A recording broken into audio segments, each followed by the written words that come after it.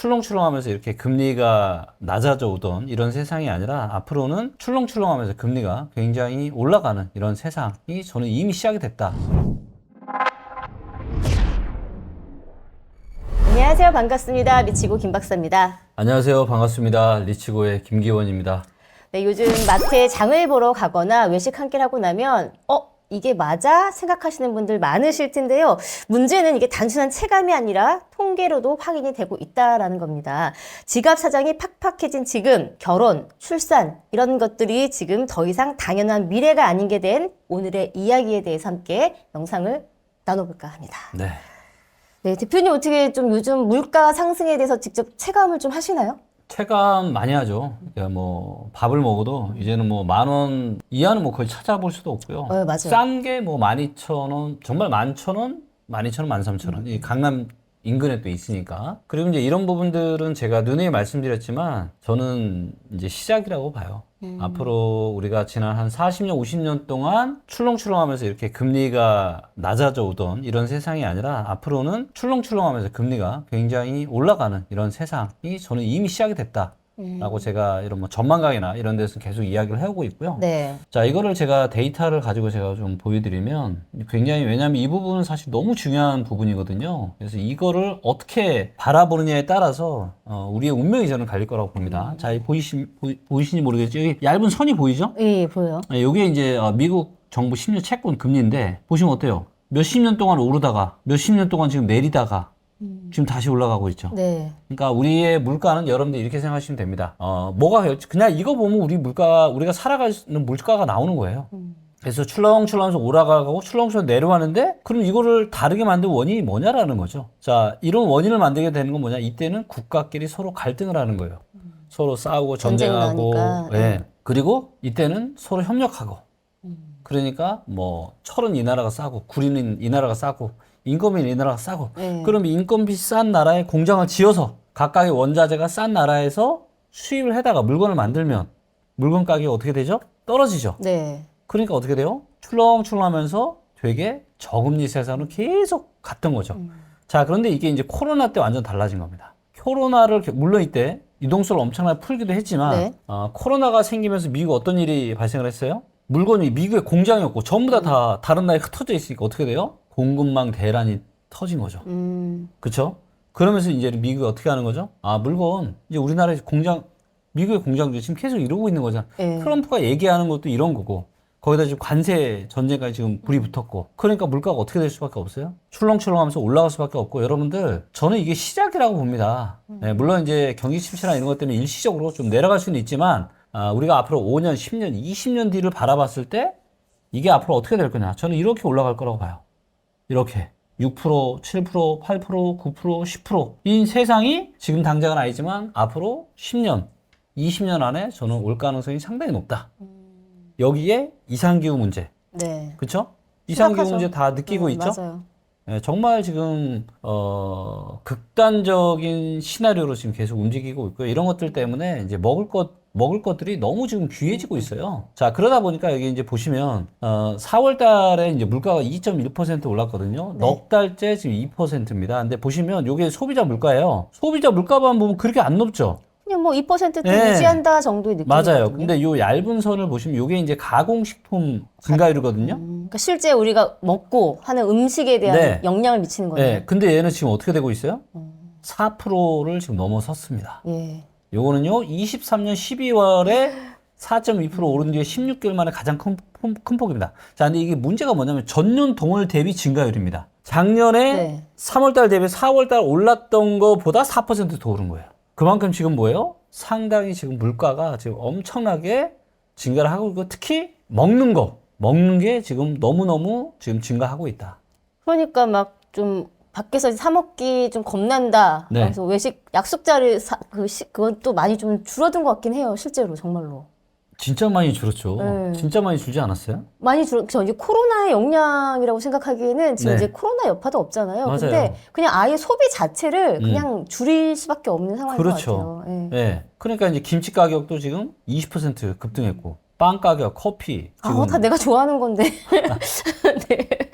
다 올랐습니다. 네. 축산물도 4.8% 올랐고요. 그래서 이제 2년 9개월 만에 가장 높은 지금 상승률입니다. 이 고기 못 먹어요. 비싸. 어저께도 한 몇 분하고 삼겹살 먹었는데 정말 많이 나오더라고요. 아니 보통 저 어떤 자리가 있을 때 대표님이시다 보니까 쏠 기회가 많잖아요. 근데 이제 약간 좀 눈치 보게 되나요? 쏠 기회가 아니고요. 거의 매일 쏘시죠? 매번. 뭐 제가 얻어먹을 때도 있지만 네, 살 때가 많다 보니까 네. 네. 이제 쏘기도 쉽지 않겠어요. 아, 그렇죠. 네. 자꾸 저도 약속이 줄어들고 있습니다. 네, 진짜 그러네요. 약속이 줄어들고 있어요. 그래서 이제 이런 것들이 이제 고환율 기조, 그 다음에 수입 원자재 가격 상승, 출고가 인상, 인건비 부담, 이런 것들이 다 이제 되는 거예요. 그러니까 식당 하시는 분들 입장에서도 어때요? 음식을 만드는 재료값이 올라가니까 원자재가 올라. 가격을 안 올릴 수는 없고, 그렇죠. 소비자는 이것도 부담스럽고, 그러니까 아유 뭔 모임이야, 아유 그냥 집에서 밥이나 먹자. 지금 이러는 지금 상황인 거죠. 맞아요. 정말 최소한의 소비만 하게 되는 것 같은데, 네. 근데 어쩔 수 없이 좀 소비해야 되는 것들이 있잖아요. 그러다 네. 보니까 이제 꼭 사야 되는 것들은 사는데, 네. 이런 소비를 줄이다 보니까 삶 자체의 패턴이 좀 바뀌어가고 있다라는 좀 생각이 들어요. 네. 네, 그렇죠. 영향을 보면 미치고 있죠. 많이 미치고 있죠. 네. 뭐 여러 가지 이제 정말 많이 미치고 있는데, 자 그리고 이게 우리가 식당도 안 가지만, 자 식당을 안 가면 집에 가서 이제 밥을 먹어야 되잖아요. 마트에서 뭘 사긴 해야 되잖아요. 그렇죠. 근데 마트에서 이거 식재를 구매하는 것도 줄어들고 있어요. 그러니까 얘가 둘 다 지금 줄어드는 거예요. 근데 이런 현상은 지금 20년 만입니다. 2006년 이후에 지금 처음 발생한 현상이고요. 자, 근데 문제는 뭐냐면 통계를 2006년부터 만들었어. 그러니까 단 한 번도 없던 일이에요. 그러니까 식자료 마트에서 우리가 먹을 거 이거 구매하는 것도 줄고 그럼 26년 만에 외식하는 것도 처음이네요. 줄고 와. 26년이 아니고요. 네. 지금 통계 역사상 처음인 거죠. 역사상 처음. 왜냐하면 통계 집계 2006년부터 시작했는데 그때부터 지금 처음 발생한 현상이니까. 예, 그러니까 보통 먹거리는 필수재잖아요. 그쵸. 그래서 한쪽 소비가 줄면 다른 쪽이 늘어나는 게 일반적인데 지금 둘 다 줄어들고 있다라는 거예요. 둘 다. 그 얘기는 지금 높은 식품 물가, 경기 부진으로 가격 구매력이 약해져요. 그러니까 안 그래도 식품 가격도 계속 올라가는데 이제 우리 호주머니에 돈이 없는 거야. 그러니까 뭐예요? 식재료 구매도 지금 안 하는 거. 엄마한테 한번 물어보세요. 엄마 우리 마트비 얼마 썼냐고. 네.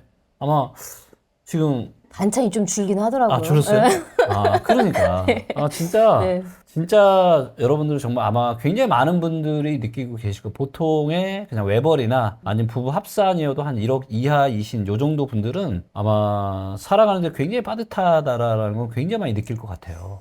어쨌든 생계와 직결된 그 소비가 줄었는데 심지어 그냥 일반 그 마트에서 하는 마트에도 안 가는 식비까지 거죠. 줄었다라는 맞아요. 거는 그냥 전체 돈을 안 쓴다는 거예요. 그죠? 안 쓰는 게 못 아니라 쓰는 뭐 거지. 쓸 돈이 그쵸? 없는 거예요. 네. 쓸 돈이 없는 거지. 네, 그러다 보니까 이제 그 청년들의 삶은 더 좀 팍팍해진 것 더 같아요. 팍팍하죠. 네. 더 팍팍하죠. 그러니까 결혼도 안 하고 못 하는 거죠. 그죠? 사실. 못 하지. 네. 그다음에 애를 어떻게 낳아? 결혼해도 애를 낳을 수가 없는 거지, 진짜. 맞아요. 제가 봤으면 요즘에 결혼하시는 분들은 경제적인 능력이 어느 정도는 있기 때문에 저는 결혼하는 걸 봐요. 그게 옛날에는 힘들어도 우리 그냥 저기 응? 지하 네, 이런 방 한 칸 얹고 살아보자. 이렇게 살아보자인데 되는 거예요. 네. 지금은 쉽지 않죠. 그거 혹시 사랑만으로 하실 수 있으시겠어요? 쉽지 않죠. 아니, 사랑하는데 네, 해야 쉽지 되는 거 않지. 아니에요? 죄송합니다.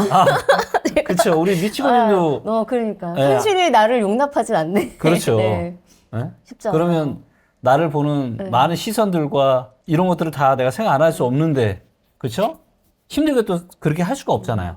그러니까 지금 전부 다 뭐냐면 결혼이고 애고 전부 다 이제 뒤고 최우선순위가 뭔지 아세요? 돈이겠죠, 뭐. 맞아요. 경제, 네. 경제력. 돈 버는 거 지금. 돈 버는 거에 완전 지금 사람들이 올인하고 있다.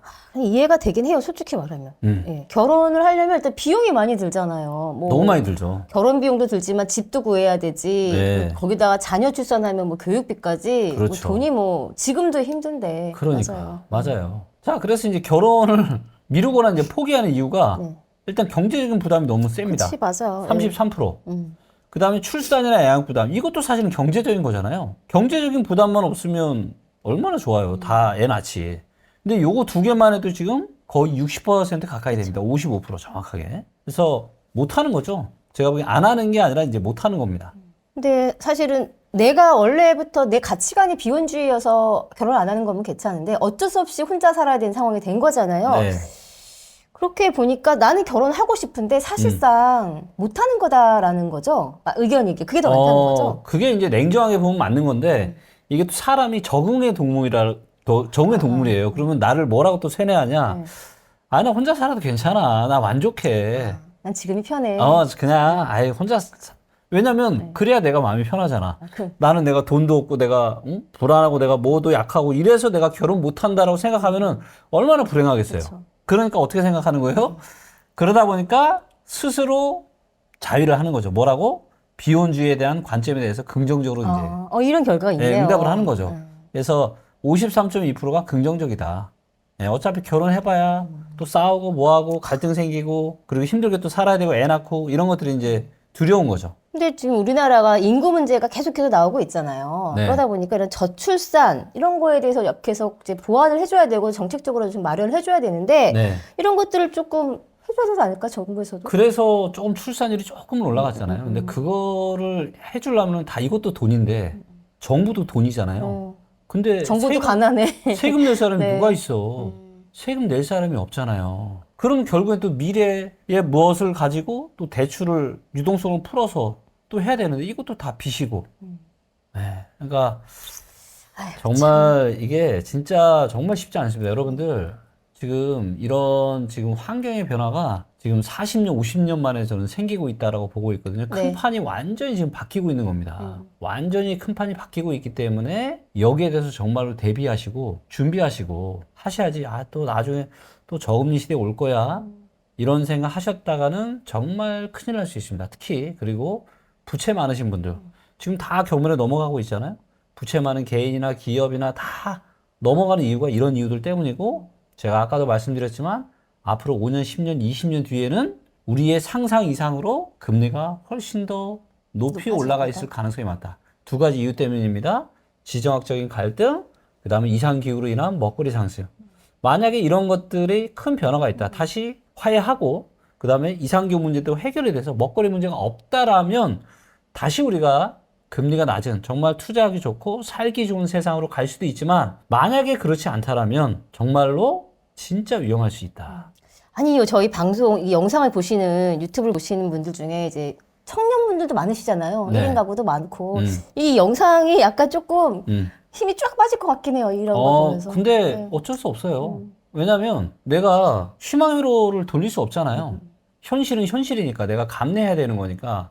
그러면 이걸 가지고 힘을 빠질 게 아니라 그러면 내가 이런 환경의 변화 속에서 나를 어떻게 내가 성장시키고 발전시킬 것인가. 여기에 집중을 하는 게 맞는 거죠. 근데 대부분은 그냥 그렇게 잘 못하죠. 그냥 현실이 너무 무겁다 보니까. 네. 현실을 좀 직시를 하긴 해야 될 것 네, 같습니다. 그럼요. 정말 허리띠 졸라매야 되고요. 네, 허리띠 정말 졸라매서 정말 저축하셔야 됩니다. 저축하셔야 되고 이런 위험한 투자하지 마시고 한 방 누리지 말고 그냥 꾸준하게 네. 한 푼 한 푼 모아가는 그런 습관을 들이시면 언젠가는 이게 빛을 발할 겁니다. 언제 왜 금리가 높아지면 누구한테 제일 좋은지 아세요? 현금 부자예요. 현금 부자는 너무너무 좋습니다. 네, 꼭 명심하시고요. 너무 앞만 보고 살지 마시고 약간의 중장기적인 비전을 좀 보시면서 오늘의 나를 희생할 줄도 알아야 된다. 저는 그렇게 생각합니다. 네, 좋은 말씀 감사합니다. 결혼과 출산은 뭐 선택의 문제이긴 합니다. 하지만 그 선택이요, 포기나 불가능이 돼서는 안 될 것 같습니다. 물가도, 집값도, 우리의 삶도 지금은 좀 변화가 필요할 때가 아닌가 싶습니다. 여러분은 오늘 영상에 대해서 좀 어떤 생각을 갖고 있는지 또 함께 댓글로 공유해 주시면 좋을 것 같습니다. 이번 영상 도움이 되셨다면 좋아요, 구독, 댓글 함께 해주세요. 감사합니다.